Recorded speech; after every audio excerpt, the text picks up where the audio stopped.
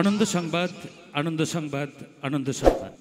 প্রতি বছরের ন্যায় এবারেও গোপালপুর ইন্দিরা স্মৃতি ক্লাবের পরিচালনায় ও ব্যবস্থাপনায় যে 16 সপ্তাহব্যাপী শ্রী শ্রী সন্তোষী মাতার পূজারম্ভ হয়েছিল তা আগামী 8ই চৈত্র 1430 ইংরেজি 22শে মার্চ রোজ শুক্রবার উদযাপন।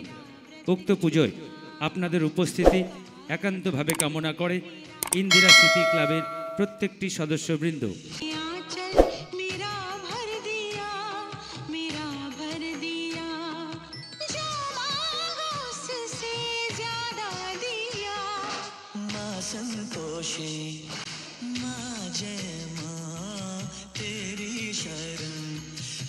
তৎসহ জানাই পরের দিন 9ই চৈত্র রোজ শনিবার এক বিশাল মেলার আয়োজন করা হয়েছে।